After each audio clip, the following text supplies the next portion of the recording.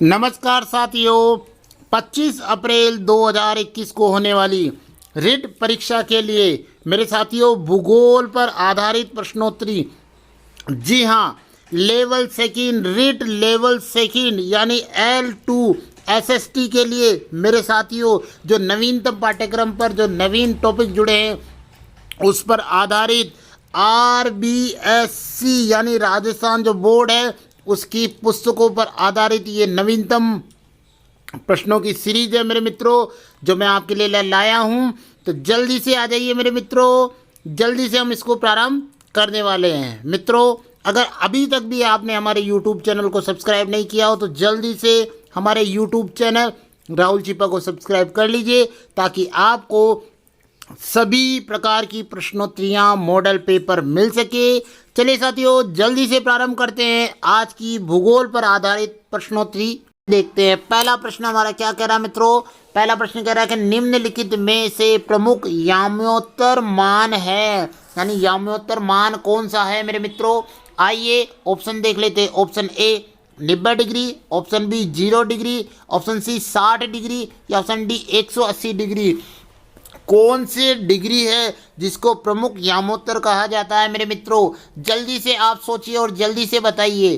तो देखिएगा मेरे मित्रों, प्रश्न संख्या 1 का सही आंसर क्या होगा, वो होगा ऑप्शन बी 0 डिग्री, यानी 0 डिग्री देशांतर को प्रमुख यामोत्तर कहा जाता है मेरे मित्रों। जो हमारे देशांतर है ये 0 डिग्री से पूर्व और पश्चिम की तरफ होते हैं और इसलिए इस 0 डिग्री को प्रमुख यामोत्तर कहा जाएगा। आप ये ध्यान रखिएगा। अगले प्रश्न की ओर बढ़ते हैं मेरे मित्रों। प्रश्न संख्या 2। प्रश्न संख्या 2 क्या कह रहा है कि शीत कटिबंध किसके नज़दीक पाया जाता है। यानी पृथ्वी का जो ग्लोब है उस पर देखा होगा जो कटिबंध है उसके अंतर्गत जो शीत कटिबंध है किसके नज़दीक होगा मेरे मित्रों। आइए ऑप्शन देख लेते हैं। ऑप्शन ए विषुवत वृत्त के, ऑप्शन बी कर्क रेखा के, ऑप्शन सी ध्रुवों के या ऑप्शन डी मकर रेखा के। किसके होगा मेरे मित्रों, जल्दी से आप बताइएगा। तो देखिएगा मित्रों, प्रश्न संख्या 2 जो है उसका सही आंसर होगा कि शीत कटिबंध किसके नज़दीक पाया जाएगा। तो इसका सही आंसर होगा ऑप्शन सी ध्रुवों के नज़दीक। ध्रुवों के नज़दीक शीत कटिबंध पाया जाता है। आपने देखा होगा मित्रों, शीत कटिबंध, शीतोष्ण कटिबंध और उष्ण कटिबंध का नाम सुना होगा, तो उसी के आधारित ये प्रश्न है मेरे मित्रों। तो ध्यान रखिएगा, प्रश्न संख्या 2 का सही आंसर होगा ऑप्शन सी ध्रुवों पे। चले मेरे मित्रों, अगले प्रश्न की ओर बढ़ते हैं। प्रश्न संख्या 3। प्रश्न संख्या 3 क्या कह रहा है, देशांतरों की कुल संख्या कितनी होती है मेरे मित्रों। अक्षांश और देशांतर, हाँ, कक्षा 6 की पुस्तक पर, RBSC की पुस्तक पर आधारित ये प्रश्न है। उसी के आधार पर हम देखते हैं कि देशांतरों की कुल संख्या कितनी होती है। आइए ऑप्शन देख लेते हैं। ऑप्शन ए 180 होती है, ऑप्शन बी 90 होती है, ऑप्शन सी 82 होती है या ऑप्शन डी 360 होते हैं। कितने होते हैं देशांतरों की कुल संख्या। तो देखिएगा मेरे मित्रों, जी हाँ, प्रश्न संख्या 3 का सही आंसर होगा ऑप्शन डी 360 देशांतर होंगे। 360, 190 एक तरफ, 190 एक तरफ। तो ध्यान रखिएगा। अरे यार 190 तो 180।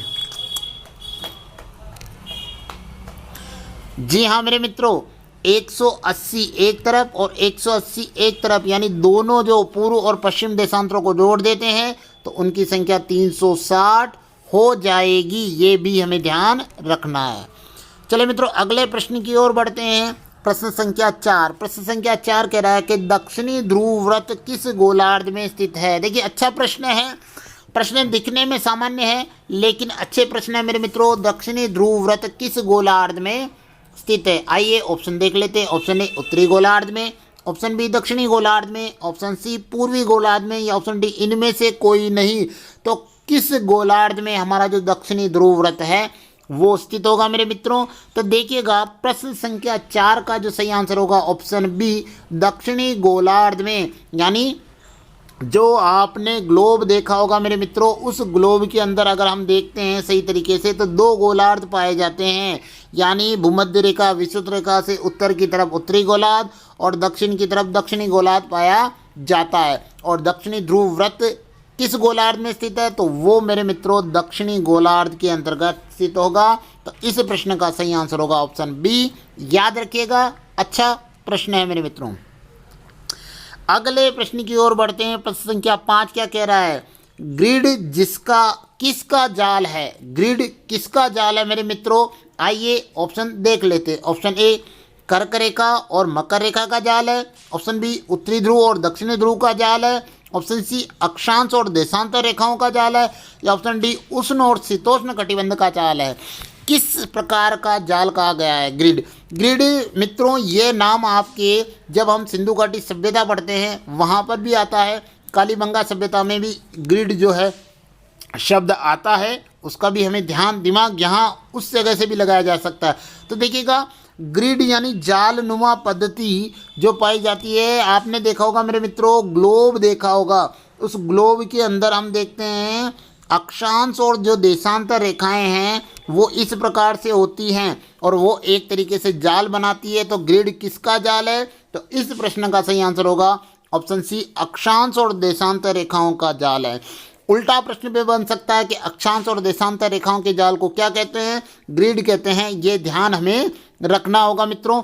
अच्छा प्रश्न है, मैं इस पे स्टार और लगा देता हूँ। चलिए मेरे साथियों अगले प्रश्न की ओर बढ़ते हैं। प्रश्न संख्या 6। प्रश्न संख्या 6 वेरी इंपॉर्टेंट 100% आने वाला प्रश्न बन रहा है मेरे मित्रों। यदि लंदन में दोपहर के 2 बज रहे हों तो उसी समय भारत में क्या समय होगा? लंदन जो है वहाँ पर 2 बज रहे हैं मेरे मित्रों, तो उसी समय भारत में क्या समय बज रहा होगा? भारत का टाइम क्या होगा? आइए ऑप्शन देख लेते हैं। ऑप्शन ए रात के 2 बज रहे होंगे। ऑप्शन बी सुबह के 7:30 बज रहे होंगे। ऑप्शन सी शाम के 5:30 बज रहे होंगे। या ऑप्शन डी शाम के 7:30 बज रहे होंगे मेरे मित्रों। इस प्रश्न का क्या आंसर होगा? आप जल्दी से जवाब दे दीजिएगा मेरे मित्रों। और आपको अगर अच्छा लगे तो लाइक और शेयर करना नहीं भूलिएगा इस वीडियो को मेरे मित्रों। तो देखिए मित्रों, यदि लंदन में दोपहर 2 बज रही हो तो उस समय भारत का जो समय होगा मेरे मित्रों वो होगा ऑप्शन डी शाम को 7:30 बजेगी मित्रों। कहाँ पर? भारत में। इसका कारण क्या है मित्रों कि जो भारत का जो समय है इंडियन स्टैंडर्ड टाइम वो ग्रीनविच समय से जो पूरे विश्व का जो समय है उससे 5.5 घंटे आगे है प्लस, तो वहाँ 2 बज रही होगी। तो जब हम 2 के अंतर्गत 2 में 5.5 घंटे प्लस कर देंगे तो हमारे यहाँ जो समय होगा मेरे मित्रों 7:30 बज जाएगी। 2 दिन के बज रहे हैं और शाम की 7:30 बज जाएगी मेरे मित्रों। अगर प्रश्न अच्छा लगा हो तो लाइक जरूर कीजिएगा मेरे मित्रों, बहुत ही अच्छा प्रश्न है। तो प्रश्न संख्या 6 का आंसर ऑप्शन डी शाम के 7:30 बजेंगे। चलिए मित्रों अगले प्रश्न की ओर बढ़ते हैं। प्रश्न संख्या 7। प्रश्न संख्या 7 हमारा क्या कह रहा है, आइए देख लेते हैं। पृथ्वी की सूर्य के चारों ओर की गति को क्या कहा जाता है? पृथ्वी सूर्य के चारों ओर जो गति करती है उसे क्या कहा जाता है? आइए ऑप्शन देख लेते हैं। ऑप्शन ए घूर्णन, ऑप्शन बी परिक्रमण, ऑप्शन सी झुकाव या ऑप्शन डी चलन। चारों में से क्या कहा जाएगा जो पृथ्वी सूर्य के चारों ओर गति करती है उसको मेरे मित्रों? तो देखिएगा पृथ्वी जब सूर्य के चारों ओर गति करती है उसे कहा जाएगा मेरे मित्रों ऑप्शन बी परिक्रमण कहा जाएगा मेरे मित्रों। ध्यान दीजिएगा, परिक्रमण दूसरों के चारों ओर चक्कर लगा रही है, यानी सूर्य के चारों ओर चक्कर लगाती है, उसे परिक्रमण कहा जाएगा। और यहाँ पर एक शब्द दिया गया घूर्णन, जब स्वयं खुद अपनी दूरी पर घूमती है वो घूर्णन कहलाता है मेरे मित्रों। ध्यान रखिएगा, अच्छा प्रश्न है। चलिए अगले प्रश्न की ओर बढ़ते हैं। प्रश्न संख्या 8। प्रश्न संख्या 8 क्या कह रहा है? ऋतुओं में परिवर्तन पृथ्वी की किस गति के कारण होता है? मित्रों नवीनतम पाठ्यक्रम पर आधारित जो नए जुड़े गए हैं टॉपिक उसी पर आधारित ये प्रश्न है। देखिएगा ऋतुओं में परिवर्तन पृथ्वी की किस गति के कारण होते हैं? आइए ऑप्शन देख लेते हैं। ऑप्शन ए घूर्णन के कारण, ऑप्शन बी परिक्रमण के कारण, ऑप्शन सी गुरुत्वाकर्षण के कारण या ऑप्शन डी झुकाव के कारण। किस कारण से ऋतुओं में परिवर्तन होता है मेरे मित्रों? पृथ्वी की कौन सी गति है जिसके कारण होगा? मैं यहाँ पर मित्रों ट्रिपल स्टार लगा देता हूँ। नवीनतम जो भी टॉपिक है उससे प्रश्न जरूर बनेगा मेरे मित्रों। तो इस प्रश्न का जो सही आंसर होगा आइए देख लेते हैं। प्रश्न संख्या 8 का सही आंसर क्या होगा? ऑप्शन बी परिक्रमण। परिक्रमण जो होता है मित्रों पृथ्वी का सूर्य के चारों ओर जो गति करती है उसके कारण ऋतुओं में परिवर्तन होता है, ध्यान रखिएगा। चलो मेरे साथियों आगे बढ़ते हैं प्रश्न संख्या 9 की तरफ। प्रश्न संख्या 9 हमारा क्या कह रहा है कि हिमालय के सबसे दक्षिणी भाग को क्या कहा जाता है। जो हिमालय पर्वत है मेरे मित्रों, हिमालय की जो हमारे यहाँ श्रृंखलाएँ हैं, उसके हिमालय के सबसे दक्षिणी भाग को क्या कहा जाता है। आइए ऑप्शन देख लेते हैं। Option A Shivalik, option B Himadri, option C Himachal या ऑप्शन डी महाभारत। चारों में से क्या कहा जाएगा हिमालय के दक्षिणी भाग को मेरे मित्रों। तो देखिएगा हिमालय का जो दक्षिणी भाग है मेरे मित्रों, उसको क्या कहा जाएगा। उसका सही आंसर होगा ऑप्शन ए शिवालिक कहा जाएगा हिमालय के दक्षिणी भाग को। तो ध्यान दीजिएगा मित्रों, तो हिमालय के उत्तरी भाग को अगर प्रश्न ये बन जाता कि हिमालय के उत्तरी भाग को क्या कहा जाता है, तो यहाँ पर सही आंसर क्या होता। तो इसका आंसर होता ऑप्शन बी हिमाद्री, यानी वृहत हिमालय कहा जाता मेरे मित्रों, वृहत हिमालय इसको कहा जाता। तो ये भी ध्यान रखिएगा कि हिमालय के सबसे दक्षिणी भाग का अगर आ जाए तो शिवालिक कहलाएगा, और उत्तरी भाग पूछे तो हिमाद्री या वृहत हिमालय कहलाएगा। अच्छा प्रश्न है मेरे मित्रों, 100% आने वाला लग रहा है। चलिए मित्रों आगे बढ़ते हैं अगले प्रश्न की ओर से। अगला प्रश्न क्या कह रहा है कि पश्चिम में गुजरात की अपेक्षा पूर्व के अरुणाचल प्रदेश में सूर्योदय कितने समय पहले होता है। बहुत ही अच्छा प्रश्न है मेरे मित्रों। पश्चिम में हमारे गुजरात है भारत के नक्शे में, और पूर्व में अरुणाचल प्रदेश है, सूर्योदय होता है। ये गुजरात है मेरे मित्रों और ये अरुणाचल प्रदेश है। तो गुजरात से अरुणाचल प्रदेश में सूर्योदय कितने समय पहले होता है मेरे मित्रों, सनराइज कितने समय पहले होता है। आइए ऑप्शन देख लेते हैं। ऑप्शन ए 5.5 घंटे पहले, ऑप्शन बी 2 घंटे पहले, ऑप्शन 3 घंटे पहले या ऑप्शन डी 7 घंटे पहले।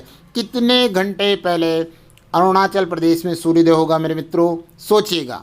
देखिएगा मित्रों, प्रश्न संख्या 10 का जो सही आंसर होगा वो होगा 2 घंटे पहले, लगभग 2 घंटे पहले जो अरुणाचल प्रदेश है वहाँ पर सूर्योदय होगा, और 2 घंटे बाद सूर्योदय कहाँ पर होगा, पश्चिम में गुजरात के अंतर्गत। ये पूर्व और पश्चिमी सीमा में आने में समय लग जाता है। मित्रों ध्यान रखिएगा, ये हमें ध्यान रखना है क्योंकि पूर्व से पश्चिम की ओर डालने पर समय परिवर्तन होता है। अच्छा प्रश्न है मेरे मित्रों, ये लीजिए प्रश्नवाचक चिन्ह लगा रहा हूँ, ध्यान रखिएगा और वीडियो को लाइक करते रहिएगा। चले मित्रों अगले प्रश्न की ओर बढ़ते हैं। प्रश्न संख्या 11, पाक जल संधि किन देशों के मध्य में स्थित है। जी हाँ, आरबीएससी बुक पर आधारित प्रश्न, पाक जल संधि किन देशों के मध्य स्थित है। आइए ऑप्शन देख लेते हैं। ऑप्शन ए श्रीलंका और मालदीव, ऑप्शन बी भारत और श्रीलंका, ऑप्शन सी भारत और मालदीव या डी इनमें से कोई नहीं। चारों में से कौन सा होगा, पाक जल संधि किन देशों के मध्य है। चलिए मित्रों सोचिए जल्दी से, पाक जल संधि। देखिएगा मित्रों, पाक जो जल संधि है वो होगी ऑप्शन बी भारत और श्रीलंका के मध्य में है मेरे मित्रों। आपने देखा होगा भारत का अंतिम हिस्सा और वहीं से श्रीलंका का जो हिस्सा बन रहा है, तो इन दोनों के मध्य जो संधि है वो पाक जल संधि कहलाती है मेरे मित्रों, ध्यान रखिएगा। चले मित्रों अगले प्रश्न की ओर बढ़ते हैं। प्रश्न संख्या 12 क्या कह रहा है कि अरब सागर में स्थित भारतीय द्वीप समूह कौन से हैं। मित्रों हम सब पढ़ते हैं लेकिन ध्यान रखना बहुत जरूरी है। अरब सागर में स्थित भारतीय द्वीप समूह कौन से हैं। आइए ऑप्शन देख लेते हैं। ऑप्शन ए अंडमान और निकोबार द्वीप समूह है, ऑप्शन बी लक्षद्वीप द्वीप समूह है, ऑप्शन सी मालदीव है या ऑप्शन डी इनमें से कोई नहीं है अरब सागर में भारतीय द्वीप समूह। आइए जल्दी से हम देखते हैं। देखिए मित्रों इतना तो सब जानते हैं कि इनमें से कोई नहीं ऑप्शन नहीं होगा, क्योंकि हमें पता है कि अरब सागर और बंगाल की खाड़ी दोनों साइड हमारे द्वीप समूह पाए जाते हैं, लेकिन उनका नाम क्या है। तो ध्यान रखिएगा मित्रों, प्रश्न संख्या 12 का जो सही आंसर होगा ऑप्शन बी लक्षद्वीप द्वीप समूह जो है अरब सागर में स्थित भारतीय द्वीप समूह है। ध्यान रखिएगा मेरे मित्रों, अरब सागर में कौन है, लक्षद्वीप द्वीप समूह है। तो प्रश्न संख्या 12 का सही आंसर ऑप्शन बी हो जाएगा। चलिए मित्रों अगले प्रश्न की ओर बढ़ते हैं। प्रश्न संख्या 13। प्रश्न संख्या 13 क्या कह रहा है कि भारत की सबसे पुरानी पर्वत श्रृंखला कौन सी है। भारत की सबसे पुरानी पर्वत श्रृंखला कौन सी है। आइए ऑप्शन देख लेते हैं मेरे मित्रों। ऑप्शन देखते हैं। ऑप्शन ए क्या कह रहा है, हिमालय है। ऑप्शन बी है पश्चिमी घाट है, ऑप्शन सी अरावली है, या ऑप्शन डी सतपुड़ा है। कौन सी होगी मेरे भारत की सबसे पुरानी पर्वत श्रृंखला मित्रों? तो देखिएगा प्रश्न संख्या 13 का सही आंसर होगा ऑप्शन सी अरावली पर्वतमाला भारत की सबसे पुरानी पर्वत श्रृंखला है। ये भी हमें ध्यान रखना है। विश्व की सबसे अधिक वर्षा वाला क्षेत्र कौन सा है मेरे मित्रों? विश्व की सबसे अधिक वर्षा वाला क्षेत्र कौन सा है? आइए ऑप्शन देख लेते हैं। Option A Mumbai, option B Asansol, option C Mawsynram, या ऑप्शन डी माउंट आबू। चारों में से कौन सा क्षेत्र है मित्रों जो विश्व में सबसे अधिक वर्षा वाला क्षेत्र है? तो देखिएगा मित्रों प्रश्न संख्या 14, वैसे ये बहुत प्रसिद्ध प्रश्न है और इसका सही आंसर होगा ऑप्शन सी मौसिनराम। मौसिनराम जो है विश्व में सबसे अधिक वर्षा वाला क्षेत्र है मेरे मित्रों, मौसिनराम। और ये मौसिनराम कहाँ पर है मेरे मित्रों? तो ये जो मौसिनराम है कहाँ पर है? मेघालय में। मेघालय के अंदर विश्व की सबसे अधिक वर्षा वाला क्षेत्र स्थित है मेरे मित्रों। ये सही है और आप इसका ध्यान रखिएगा। चलिए मित्रों अगले प्रश्न की ओर बढ़ते हैं। प्रश्न संख्या 15 क्या कह रहा है कि दक्षिण पश्चिमी मानसून के समय आर्द्र पवनें कहाँ बहती है? यानी पवनों की दिशा क्या रहती है दक्षिण पश्चिमी मानसून के समय में? मैं यहाँ पर स्टार लगा देता हूँ मेरे मित्रों। बड़ा ही अच्छा और महत्वपूर्ण प्रश्न है कि दक्षिणी पश्चिमी मानसून के समय आर्द्र पवनें कहाँ बहती है। आइए ऑप्शन देख लेते हैं। स्थल से समुद्र की ओर, समुद्र से स्थल की ओर, ऑप्शन सी पठार से मैदान की ओर, या ऑप्शन डी मैदान से पठार की ओर। किस ओर बहती है मेरे मित्रों दक्षिणी पश्चिमी मानसूनी जो पवनें हैं, आर्द्र पवनें जो हैं इस समय में? तो देखिएगा मित्रों दक्षिणी पश्चिमी जो मानसून की पवनें हैं वो इस समय में किधर से बहती है? तो देखिएगा बंगाल की खाड़ी, बंगाल की खाड़ी और अरब सागर से स्थल की ओर बहती है। बंगाल की खाड़ी और कौन सा है मेरे मित्रों? ध्यान रखिएगा दोनों साइड। ये देखिए ये अपने भारत का नक्शा है और बंगाल की खाड़ी और दोनों साइड से यानी जल भाग से स्थल भाग की ओर बहती है, यानी समुद्र से स्थल की ओर बहेगी। तो इस प्रश्न का सही आंसर क्या हो जाएगा मेरे मित्रों? ऑप्शन बी समुद्र से स्थल की ओर। ध्यान दीजिएगा इस समय पवनें बंगाल की खाड़ी तथा अरब सागर से स्थल की ओर बहती है। कौन सी पवनें? दक्षिणी पश्चिमी मानसून के समय आर्द्र पवनें जो बहती है समुद्र से स्थल की ओर बहेंगी। तो इस प्रश्न का आंसर ऑप्शन बी हो जाएगा।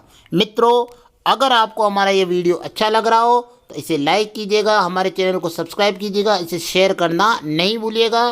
फिर मिलेंगे अगले वीडियो के साथ। जय हिंद, जय भारत।